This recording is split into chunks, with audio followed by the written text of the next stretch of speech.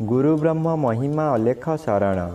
नमस्कार दर्शक वृंद, आपण मानंकु आजिर राशिफल कार्यक्रम मु एस कुमार स्वागत जनाऊँगी।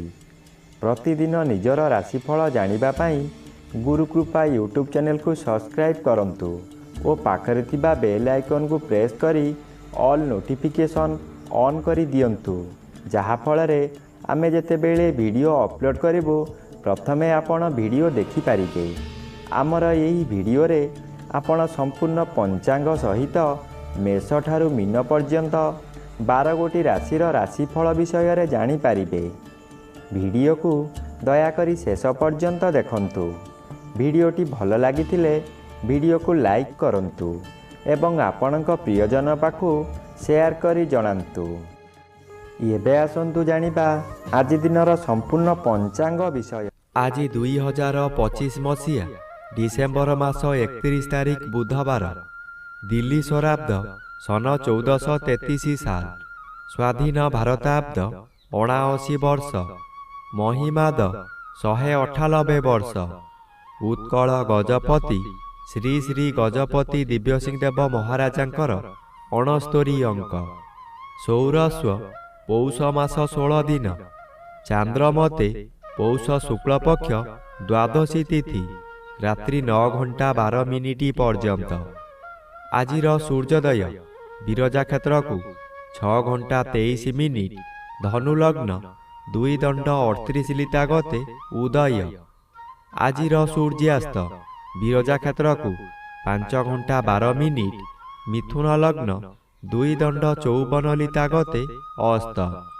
आज वृषचंद्र 60 दंड, कृतिका नक्षत्र रात्रि 9 घंटा 37 मिनिट पर्यंत। आज जन्मित शिशुर वृष राशि वैश्य वर्ण दानवगण, रात्रि 9 घंटा 37 मिनिट गते नरगण। आज मृत व्यक्तिर 2 पाद पुष्कर दोष, निषिद्ध खाद्य। आज पोई भोजन निषेध अटे। आजिर अमृत जोग प्रातरु दिवा 7 घंटा 11 मिनिट मध्य, दिवा 7 घंटा 59 मिनिट गते 10 घंटा 47 मिनिट मध्य, दिवा 11 घंटा 11 मिनिट गते 1 घंटा 35 मिनिट मध्य, रात्रि 7 घंटा 1 मिनिट गते 7 घंटा 49 मिनिट मध्य एवं रात्रि 8 घंटा 25 मिनिट गते 2 घंटा 49 मिनिट मध्य। आजिर महेंद्र जोग नाही। आजिर काल बेला दिवा 10 घंटा 11 मिनिट गते 11 घंटा 5 मिनिट मध्य। आजिर 12 बेला दिवा 12 घंटा 23 मिनिट गते 2 घंटा 17 मिनिट मध्य। आजिर काल रात्रि रात्रि 1 घंटा 24 मिनिट गते शेष रात्रि 3 घंटा 17 मिनिट मध्य। आजिर राहु काल मध्याह्न 12 घंटा ठारू 1 घंटा 30 मिनिट मध्य।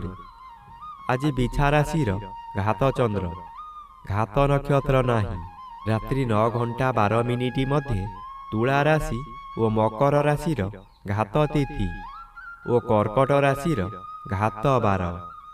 प्रिय बंधुगण, एबे आसंतु जानिबा मेष ठारू मीन पर्यंत 12 गोटी राशि राशिफल विषय। राशिचक्र प्रथम राशि मेष राशि।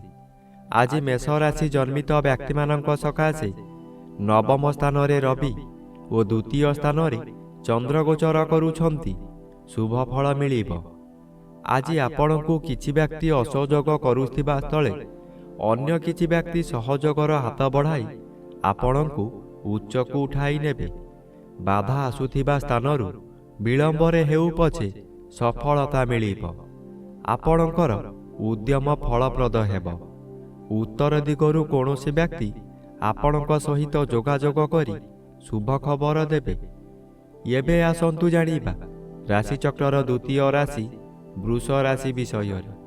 आज वृष राशि जन्मित व्यक्ति मानक सकाशे श्री चंद्र गोचर करुथिबारु किछि शुभ फल मिलिबो। एही समय रे गृह रे किछि मांगलिक कार्य होई पारे। खूब धूमधाम रे आनंद उत्सव पालिबे। निज पाखरे अर्थ थाउ कि न थाउ स्वादिष्ट भोजन करी निजे भोजन करिबा सहित परिवार लोकंकु खुआई आनंद अनुभव करिबे। ଆଜି ଦିନରେ କଦାପି ନୂତନ ଗୃହ ଆରମ୍ଭ କରନ୍ତୁ ନାହିଁ। ଗୃହ ଆରମ୍ଭ କଲେ ତାହା ଅଧାରୁ ବନ୍ଦ ହୋଇପାରେ କିମ୍ବା କୌଣସି ଅଘଟଣ ଘଟିପାରେ। ଏବେ ଆସନ୍ତୁ ଜାଣିବା ରାଶିଚକ୍ରର ତୃତୀୟ ରାଶି ମିଥୁନ ରାଶି ବିଷୟରେ। ଆଜି ମିଥୁନ ରାଶି ଜନ୍ମିତ ବ୍ୟକ୍ତିମାନଙ୍କ ସକାଶେ ସପ୍ତମ ସ୍ଥାନରେ ରବି ଓ ଦ୍ୱାଦଶ ସ୍ଥାନରେ ଚନ୍ଦ୍ର ଗୋଚର କରୁଛନ୍ତି ଅଶୁଭ ଫଳ ପ୍ରଦାନ କରିବେ। ଆଜି ମନ ମଧ୍ୟରେ ଦୁଶ୍ଚିନ୍ତା ବଢ଼ିଯିବ। ଆପଣ ଯାହା ବି କରନ୍ତୁ ତହିଁରେ ଖର୍ଚ୍ଚ ବ୍ୟତୀତ ଲାଭର ପ୍ରଶ୍ନ ଉଠୁନାହିଁ। ଏହି ଦ୍ୱାଦଶ ଚନ୍ଦ୍ରରେ ଅତିରିକ୍ତ ବ୍ୟବହାର ବଢ଼ିଯିବ। ଆପଣ ହତାଶ ହୋଇଯିବେ। ସୁଖ ସନ୍ଧାନରେ ବିଭିନ୍ନ ସ୍ଥାନକୁ ଯାତ୍ରା କରିବେ। ଶରୀର ଅସୁସ୍ଥ ହେବ। ବନ୍ଧୁବାନ୍ଧବ ଅଶାନ୍ତି ହେବେ। ଏବେ ଆସନ୍ତୁ ଜାଣିବା ରାଶିଚକ୍ରର ଚତୁର୍ଥ ରାଶି କର୍କଟ ରାଶି ବିଷୟରେ। ଆଜି କର୍କଟ ରାଶି ଜନ୍ମିତ ବ୍ୟକ୍ତିମାନଙ୍କ ସକାଶେ ଏକାଦଶ ସ୍ଥାନରେ ଚନ୍ଦ୍ରଗୋଚର କରୁଥିବାରୁ ଆପଣଙ୍କୁ ରାଜଯୋଗ ଫଳ ମିଳିବ। ଆପଣ ବହୁଦିନରୁ ଯେଉଁ କାର୍ଯ୍ୟ ସକାଶେ ଅପେକ୍ଷା କରିଥିଲେ ତାହା ଏହି ସମୟରେ ନିଶ୍ଚୟ ପୂରଣ ହେବ। କୌଣସି ଅଫିସରଙ୍କ ସାକ୍ଷାତ ପାଉନଥିଲେ, ଏବେ ତାଙ୍କ ସହିତ ସାକ୍ଷାତ ହେବ। ତାଙ୍କ ସହଯୋଗରେ ଆପଣ ବହୁ ନୂତନ କାମ ପାଇ ଉପକୃତ ହେବେ। ନୂତନ ଅଳଙ୍କାର ବ୍ୟବହାର କରିବେ। ପରିବାର ଆପଣଙ୍କୁ ସପୋର୍ଟ କରିବ। ଏବେ ଆସନ୍ତୁ ଜାଣିବା ରାଶିଚକ୍ରର ପଞ୍ଚମ ରାଶି ସିଂହ ରାଶି ବିଷୟରେ। ଆଜି ସିଂହ ରାଶି ଜନ୍ମିତ ବ୍ୟକ୍ତିମାନଙ୍କ ସକାଶେ ଦଶମ ସ୍ଥାନରେ ଚନ୍ଦ୍ର ଓ ପଞ୍ଚମ ସ୍ଥାନରେ ରବି ଗୋଚର କରୁଥିବାରୁ ଶୁଭ ଫଳ ମିଳିବ। ଆଜି ଆପଣଙ୍କ କର୍ମକ୍ଷେତ୍ରରେ ଉଚ୍ଚତର ପାହ୍ୟାକୁ ଉନ୍ନୀତ ହେବେ। ଯେକୌଣସି କାମ କରିବେ ତହିଁରେ ସଫଳତା ମିଳିବ। ଉପରିସ୍ଥ ଅଫିସରଙ୍କ ଠାରୁ ପ୍ରଶଂସାମାନ ମିଳିବ।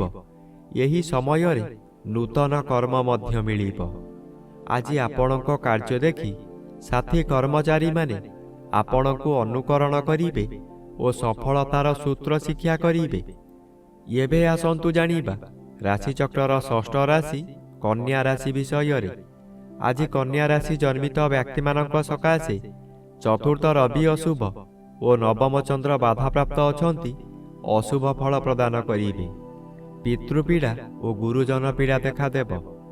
ଯେଉଁଆଡ଼େ ଯିବେ ଆପଣଙ୍କୁ ଲୋକମାନେ ପରିହାସ କରିବେ। ଯେଉଁ ଲୋକ ଆପଣଙ୍କୁ ସମ୍ମାନ ଦେଉଥିଲେ ସେହି ଲୋକମାନେ ପରିହାସ କରିବେ। ଆପଣଙ୍କର ଦୋଷ ଦୁର୍ବଳତା ସବୁ ପଦାରେ ପଡ଼ିଯିବ। ଘୋର ଅପମାନରେ ଜର୍ଜରିତ ହୋଇ ମଥା ବିଚଳିତ ହୋଇଯିବ। ଏବେ ଆସନ୍ତୁ ଜାଣିବା ରାଶିଚକ୍ରର ସପ୍ତମ ରାଶି ତୁଳା ରାଶି ବିଷୟରେ। ଆଜି ତୁଳା ରାଶି ଜନ୍ମିତ ବ୍ୟକ୍ତିମାନଙ୍କ ସକାଶେ ଅଷ୍ଟମ ସ୍ଥାନରେ ଚନ୍ଦ୍ରଗୋଚର କରୁଛନ୍ତି ଅତି ଅଶୁଭ ଫଳ ପ୍ରଦାନ କରିବେ। ଏହି ସମୟରେ ଆପଣ ଯେଉଁ ସ୍ଥାନକୁ ଯିବେ ସେଠାରେ କଳହ ହେବ। ବିଭିନ୍ନ ପ୍ରକାର କ୍ଷତି ହୋଇ ଆପଣଙ୍କର ମଥା ବିଚଳିତ ହୋଇଯିବ। ରାସ୍ତାରେ ଯିବା ସମୟରେ ଆପଣ ଅନ୍ୟମନସ୍କ ହୋଇପାରନ୍ତି। ସାବଧାନ ନ ରହିଲେ ଯାନବାହନ ଦୁର୍ଘଟଣାକୁ ଏଡ଼ାଇ ଦେଇ ହେବ ନାହିଁ। ଏହି ସମୟରେ ଆପଣଙ୍କୁ ଗରମ ଜ୍ୱର ମଧ୍ୟ ହୋଇପାରେ। ଏବେ ଆସନ୍ତୁ ଜାଣିବା ରାଶିଚକ୍ରର ଅଷ୍ଟମ ରାଶି ବିଛା ରାଶି ବିଷୟରେ। ଆଜି ବିଛା ରାଶି ଜନ୍ମିତ ବ୍ୟକ୍ତିମାନଙ୍କ ସକାଶେ ଘାତଚନ୍ଦ୍ର ଭୋଗ ହେଉଥିବାରୁ ଅଶୁଭ ଫଳ ମିଳିବ।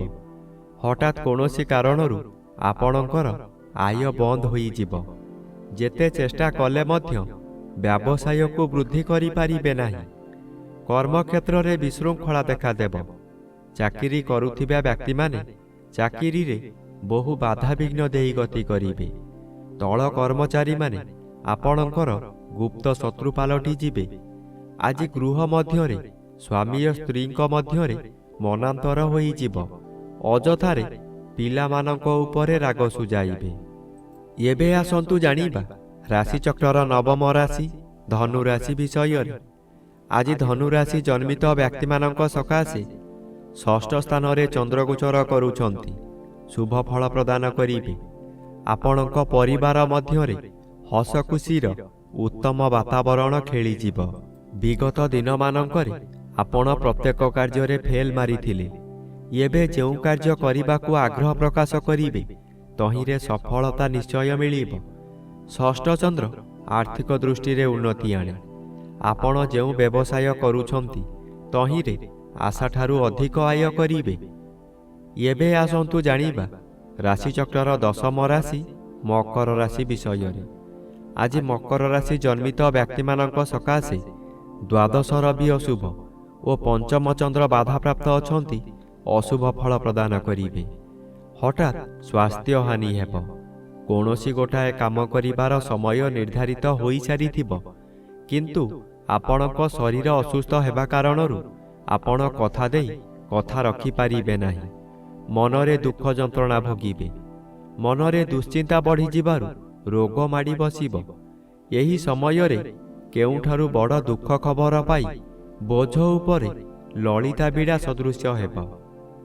ଏବେ ଆସନ୍ତୁ ଜାଣିବା ରାଶିଚକ୍ରର ଏକାଦଶ ରାଶି କୁମ୍ଭ ରାଶି ବିଷୟରେ। ଆଜି କୁମ୍ଭ ରାଶି ଜନ୍ମିତ ବ୍ୟକ୍ତିମାନଙ୍କ ସକାଶେ ଚତୁର୍ଥ ସ୍ଥାନରେ ଚନ୍ଦ୍ରଗୋଚର କରୁଛନ୍ତି, ଅଶୁଭ ଫଳ ପ୍ରଦାନ କରିବେ। ଆପଣ ଅର୍ଥ ସକାଶେ ବିକଳ ହୋଇ ଚତୁର୍ଦିଗ ଭ୍ରମଣ କରିବେ, କିନ୍ତୁ କୌଣସି ସୁଫଳ ମିଳିବ ନାହିଁ। କଥାରେ ଅଛି, ଯେଣେ ଇଚ୍ଛା ତେଣେ ଯା, କର୍ମ ଘେନି ବୁଲୁଥା। ଆପଣ ଯାହା ବି କରନ୍ତୁ, ଖାଲି ଅର୍ଥହାନି ହେବା ଛଡ଼ା ଲାଭ ହେବାର ପ୍ରଶ୍ନ ଉଠୁନାହିଁ, ଯାହାଦ୍ୱାରା ମାନସିକ ଚାପରେ ଆପଣ ବିଚଳିତ ହୋଇଯିବେ। ଆପଣଙ୍କ ମନ ମଧ୍ୟରେ ଗୋଟାଏ ଅଜଣା ଆତଙ୍କ ଖେଳିଯିବ। ଏବେ ଆସନ୍ତୁ ଜାଣିବା ରାଶିଚକ୍ରର ଦ୍ୱାଦଶ ବା ଶେଷ ରାଶି ମୀନ ରାଶି ବିଷୟରେ। ଆଜି ମୀନ ରାଶି ଜନ୍ମିତ ବ୍ୟକ୍ତିମାନଙ୍କ ସକାଶେ ତୃତୀୟ ସ୍ଥାନରେ ଚନ୍ଦ୍ରଗୋଚର କରୁଥିବାରୁ ଅତି ଶୁଭ ଫଳ ପ୍ରଦାନ କରିବେ।